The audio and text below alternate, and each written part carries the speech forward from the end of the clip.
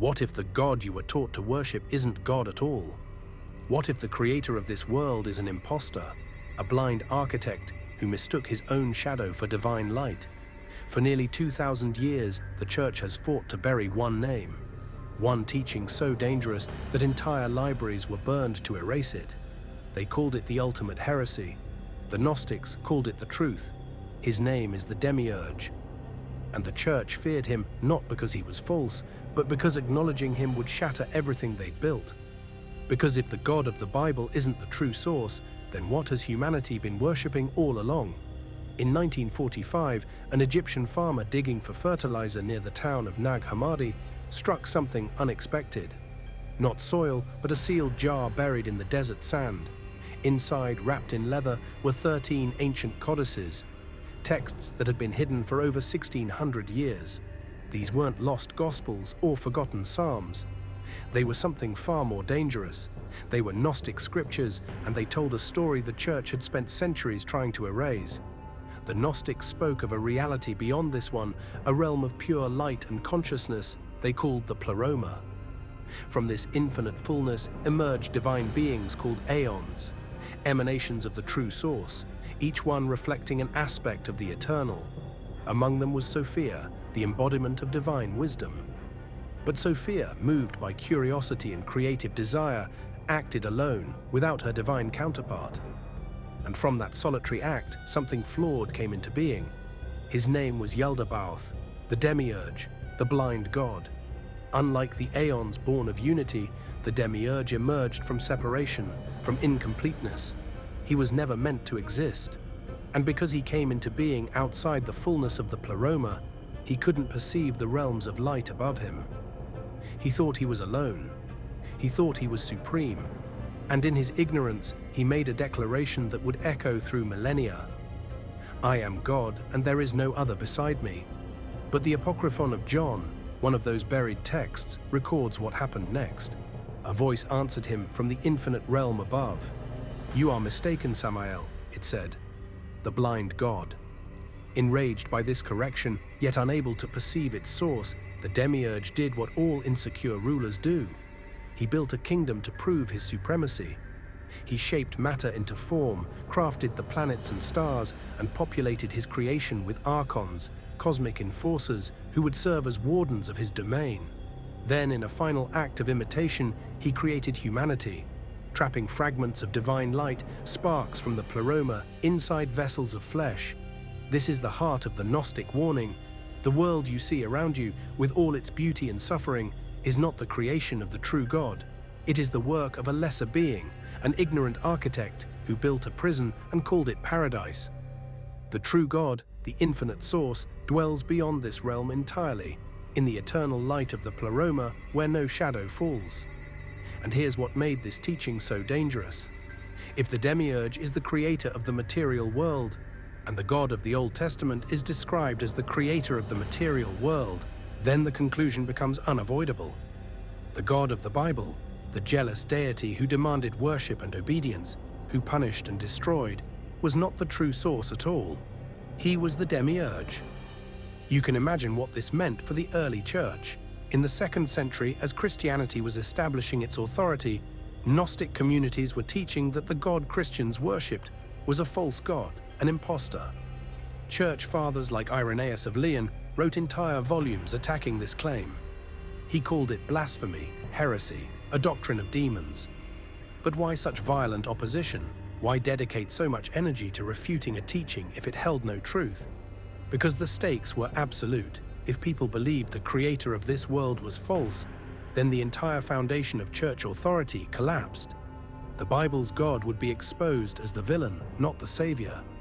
Salvation wouldn't come through the church's sacraments, but through gnosis, direct inner knowing that bypassed priests entirely.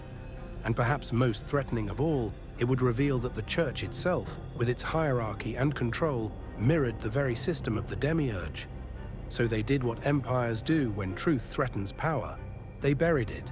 Gnostic texts were burned, communities were scattered, teachers were banished. The name of the Demiurge was erased from acceptable discourse, branded as the ultimate heresy. For 16 centuries, the teaching lay hidden beneath the sands, waiting. But the Demiurge didn't just create a physical prison, he engineered something far more sinister, a system that captures souls even after death.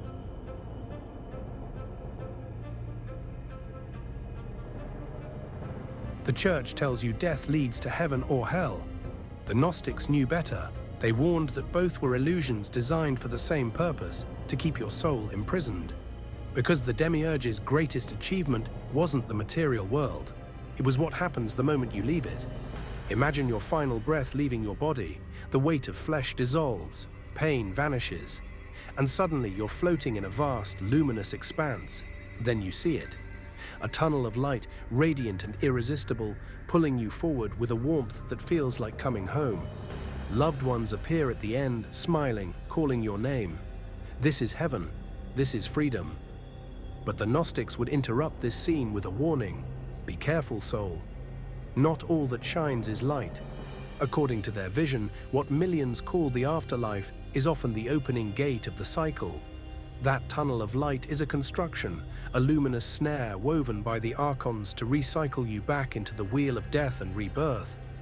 The familiar faces may not be your ancestors at all, but projections, illusions crafted to keep you from questioning where you truly are. The genius of the trap, it appeals to your deepest longing. The longing to be safe, to be loved, to belong. The Gnostic texts described exactly this. The hypostasis of the Archons speaks of rulers who bind humanity in forgetfulness. The Pistis Sophia warns of the soul's perilous journey through realms of judgment and false lights. Souls who are deceived are captured and cast back into new bodies, their memories wiped, their divine origin forgotten. Each lifetime becomes another layer of amnesia, another turn of the wheel. But here's where it gets even more insidious. After the light comes the review. Countless near-death experiences describe being shown their entire life, feeling every emotion they caused others, watching their deeds replayed. And in that moment, they feel judged. They're told they must return, that there are lessons still to learn, karma to balance. It feels profound. It feels true. But the Gnostics would ask a simple question. Who is conducting this review? Not the true source, they would say, but the counterfeit rulers of this world. The Archons, the wardens of the Demiurge's system, who appear as judges, as guides, as beings of authority. Their purpose is not to guide the soul toward liberation, but to convince it of one thing. You have failed. You must return. The soul believes it. Because the Archons make the judgment feel like it comes from within, like your own conscience recognizing your flaws. But this isn't divine justice, it's programming. A system designed to ensure the wheel never stops turning. Think of karma not as cosmic balance, but as weight. Chains of cause and effect that tether you to density, pulling you back into matter. In Hinduism and Buddhism, reincarnation is taught as a path toward liberation. But the Gnostics flipped that script entirely. Reincarnation itself is the problem. Liberation comes not by playing the game well, but by refusing to play it altogether. Even the Tibetan Book of the Dead carries echoes of this warning. It describes the bardo, the intermediate state after death, where the soul encounters dazzling lights designed to lure it back into rebirth.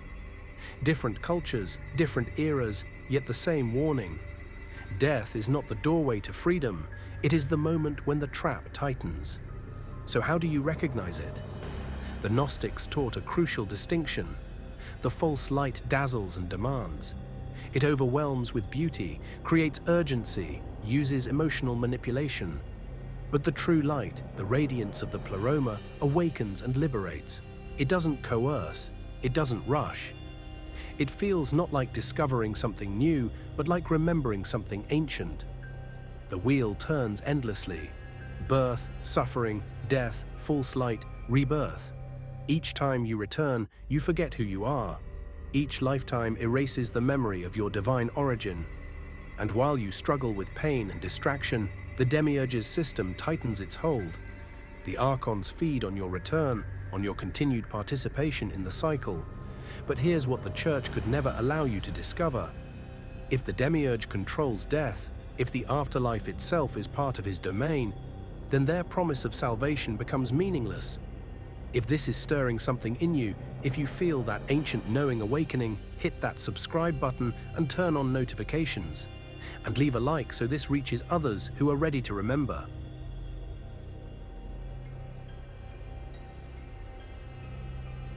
The church didn't suppress Gnosticism because it was false.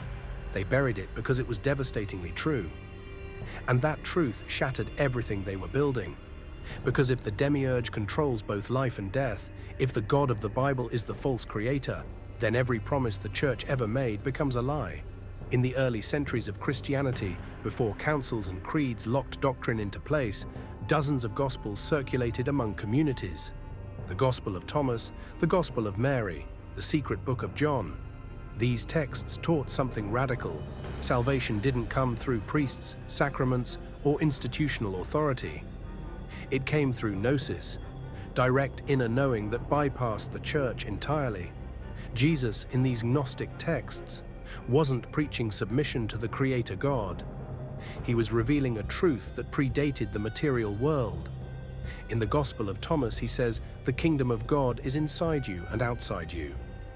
If you bring forth what is within you, what you have will save you." Not the church, not rituals, not confessions, what is within you. This was existential heresy, because if people could access divine truth directly, what purpose did the church serve? If the God of the Old Testament, Yahweh, the jealous deity who demanded worship and obedience, was actually the Demiurge, then the entire scriptural foundation collapsed. Everything the church was building, its hierarchy, its power, its claim to be humanity's sole gateway to salvation, rested on one assumption: that the creator of this world was the true God. The Gnostics said otherwise. They taught that Yahweh's jealousy, his wrath, his need for sacrifice and submission, these weren't attributes of the infinite source. They were the characteristics of a lesser being, a blind God who ruled through fear because he lacked true authority. The true God, dwelling in the pleroma, didn't demand worship, didn't threaten punishment, didn't need intermediaries. You can see why this couldn't be allowed to spread. In 325 AD, the Council of Nicaea gathered to establish Orthodox Christian doctrine. What made it into the official canon wasn't determined by divine revelation, it was determined by political necessity. Texts that supported centralized church authority were included. Texts that threatened it were excluded. The Gnostic Gospels were branded as heretical forgeries. But the suppression went beyond theological debate. Gnostic communities were hunted. Their libraries were burned. Teachers who spoke of the Demiurge were dismissed as heretics. And by the 5th century, Gnosticism seemed to vanish entirely, except the texts weren't destroyed, they were hidden. Around 400 AD, someone gathered the sacred writings and buried them near Nag Hammadi, Egypt. They stayed there for 1600 years, until 1945, when a farmer's shovel struck leather and clay. And here's the deeper pattern the Gnostics recognized. The church, whether its leaders understood it or not, had become an extension of the Demiurge's system. Think about what the church taught. Submit to authority, fear divine judgment, accept that you are born sinful, broken, in need of salvation that only the institution can provide. Confess your sins to a priest, take the sacraments, follow the rules, and maybe, if you obey well enough, you'll be granted entry to heaven after death. Doesn't that sound familiar? The same structure the Archons use, convince souls they are flawed, that they need external authority to reach the divine, that freedom comes only through submission. The church mirrored the prison, hierarchy, control, fear-based compliance. The Gnostics even identified the church's energy with Saturn, the ancient symbol of the Demiurge. Saturn, Kronos, the keeper of time, the enforcer of limits. In esoteric traditions, Saturn represents the force that crystallizes spirit into matter, that binds consciousness to form. The Church, with its rigid structures, its emphasis on Judgment Day, its control over life's passages, became a Saturnian institution. It didn't liberate souls, it managed them, and perhaps that was the point. Because an institution that depends on spiritual dependency cannot afford spiritual autonomy. The moment people remember they carry the divine spark within, that they belong to the pleroma and not the prison, the institution becomes obsolete. So they buried the Demiurge. They buried the texts that named him. They buried the teachings that could free souls from his wheel. Because if too many people awakened to the trap, if they recognized the false light, if they learned to navigate death without falling into the Archons' hands, the entire system would crumble. But the Gnostics, knowing this would happen, left something behind. Not just texts buried in jars, but instructions, practices, a map for those brave enough to walk the path.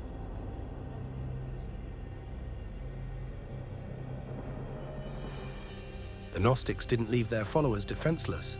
They taught practical methods to recognize and bypass the false light. This is the knowledge the Church tried to erase, because the trap, no matter how elaborate, has a weakness. And that weakness is awareness itself. The key the Gnostics offered wasn't a magic word or secret ritual. It was gnosis, direct inner knowing. Not belief, not faith handed down by authority, but remembrance. A recognition that awakens from within, reminding you of what you've always been. The divine spark that exists in you, untouched by the Demiurge, is your compass. When you remember your true origin in the pleroma, the archonic illusions lose their power. They can only deceive what has forgotten itself. But here's what most people miss. This remembrance isn't something you cultivate after death. It's something you practice now, while still in the body. Every moment of awareness you bring to this life becomes a rehearsal for when the false light appears. Start with this. Cultivate presence, meditation, self-observation, simply watching your thoughts without identifying with them. These aren't empty spiritual exercises, they're training grounds for the soul. When you learn to witness the mind's patterns without being pulled into them, you develop the discernment you'll need when the Archons appear, wearing the faces of everything you love. The ego is the Demiurge's foothold within you. It's the voice that says, you are this body, this story, this collection of successes and failures. The more you identify with those roles, the easier you are to trap. But when you practice observing the ego without obeying it, something shifts. You realize you are not the character in the play. You are the awareness watching it unfold. Here's a practice the Gnostics would recognize. Close your eyes, imagine the tunnel of light appearing before you. Feel its pull, radiant and irresistible. Hear the voices calling your name, see the faces of those you've lost beckoning you forward. Let yourself feel the longing to run toward them. Then pause. Ask yourself, is this true light or a projection? Does this expand my awareness or demand my submission? This mental rehearsal plants seeds of remembrance, because when death actually comes, when the false light appears, you won't be encountering it for the first time.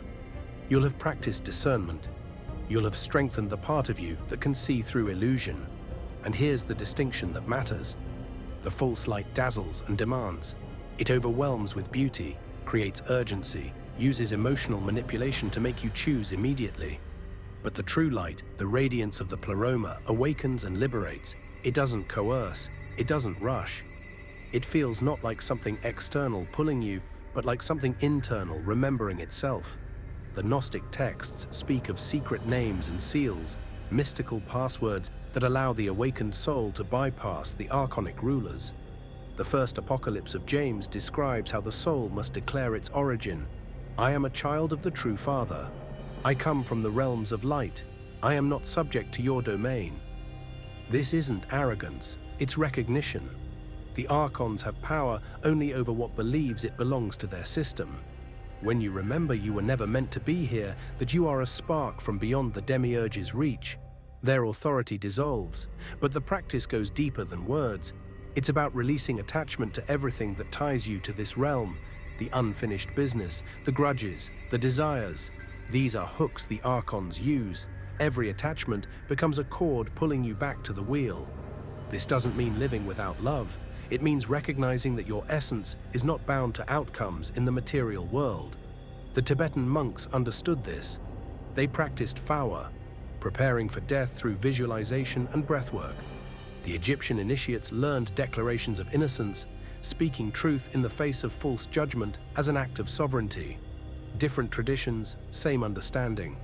Death requires preparation, and here's what the Church could never teach. You don't escape the Demiurge's trap by being good enough or faithful enough. You escape by seeing through it, by recognizing that the judge, the jury, the cosmic courtroom itself all exist within the false creation. The moment you stand in awareness of your true origin, you're already beyond their reach. So practice now. Detach from the roles you play. Watch the ego without feeding it. Remember the spark within that cannot be imprisoned. Because when the light appears and the voices call, the only thing that will save you is the part of you that's been awake all along.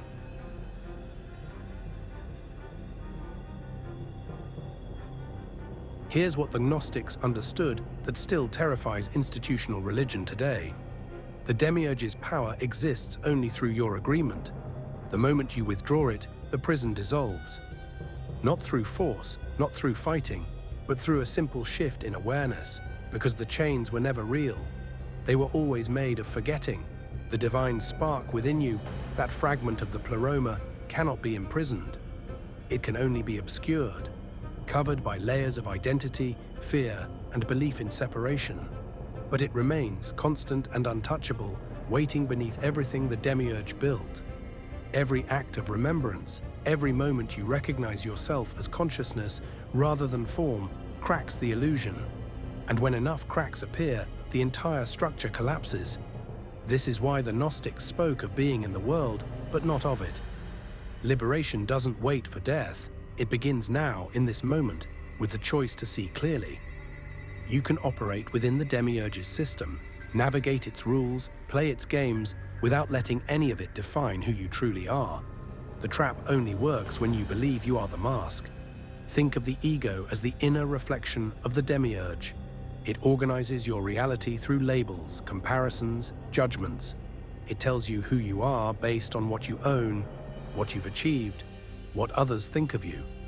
And as long as you obey that voice, as long as you mistake it for your true self, you remain in the prison. But the moment you observe it, watch it spin its stories without being pulled into them, its power weakens. You realize you are not the thoughts. You are what witnesses the thoughts. The wheel of reincarnation stops when you refuse to step back on, not through dramatic rebellion, but through quiet recognition. When the false light appears and the Archons call your name, when they show you your failures and tell you that you must return to learn more lessons, the awakened soul simply remembers, I am not of this realm. I belong to the infinite, and in that remembrance, the illusion has no grip. But here's the truth the church could never allow. If people knew this, if they understood that salvation wasn't something granted by an institution, but something remembered from within, the entire system of control would crumble. Because spiritual autonomy is the death of spiritual authority. The moment you realize you don't need a priest to reach the divine, don't need a church to validate your connection to source, don't need salvation purchased through obedience, the power structure loses its foundation. This is why the Demiurge teaching had to be buried, why the Gnostic texts were burned and their communities scattered, why anyone who spoke of direct gnosis was branded a heretic. Not because the teaching was false, but because it was the most dangerous truth ever spoken. It revealed that the emperor had no clothes, that the god demanding worship was a pretender, and that every soul already carried the key to its own freedom. The pattern continues even today. Teachings of direct inner knowing are marginalized, dismissed as New Age fantasy or dangerous mysticism. Institutions, whether religious or secular, still benefit from souls who don't remember their power, who look outside themselves for answers, for validation, for permission to be free. Because a population that remembers its divine origin becomes ungovernable, uncontrollable, sovereign. Every soul that awakens sends ripples through the collective consciousness. The Gnostics called it the pleroma's call, a resonance that travels beyond space and time, touching those ready to hear it. This is why you're here now, watching this. Something in you recognized the truth beneath the words. Something remembered. So here's what matters. When your final breath comes, when the tunnel of light appears and the voices call your name, promising reunion and peace, will you remember? Will you recognize the dazzling facade and look beyond it to the true radiance of the pleroma? Or will you step back onto the wheel, forgetting once more who you've always been? The church buried the texts, but they couldn't bury the truth. It lives in you, encoded in the divine spark that no Archon can touch, no institution can control, no authority can extinguish. The Demiurge built his prison from forgetting. But remembrance is the key that unlocks every door. The Gnostics risked everything to pass this knowledge forward through hidden texts and whispered teachings, through symbols and practices designed to survive persecution. They knew that even one awakened soul could crack the illusion for countless others. Perhaps that's why this message found you. Perhaps you're meant to be one of those cracks. The question isn't whether the Demiurge is real. The question is whether you'll recognize his trap when it appears. Whether you'll choose remembrance over comfort, sovereignty over submission, the true light over the false one that dazzles and demands. So as you move through this world of mirrors and reflections, carry this awareness. You are not the body. You are not the story. You are not the roles you play or the judgments you've collected. You are the spark that came from beyond all of this, and to that infinite source you will return if you remember the way. The choice has always been yours: stay asleep or awaken, return or ascend. The Gnostics showed the path, the Church tried to erase it. But the truth survives in those willing to see. Will you remember when the light appears? If this message awakened something ancient within you, don't let it fade back into the noise. Subscribe to keep this knowledge alive, turn on notifications so you never miss what comes next, and leave a like to help others find their way to these forbidden truths. Share your reflections in the comments. What do you believe waits beyond the false light? Because the more souls that remember, the weaker the prison becomes, and together we reclaim what was always ours: freedom.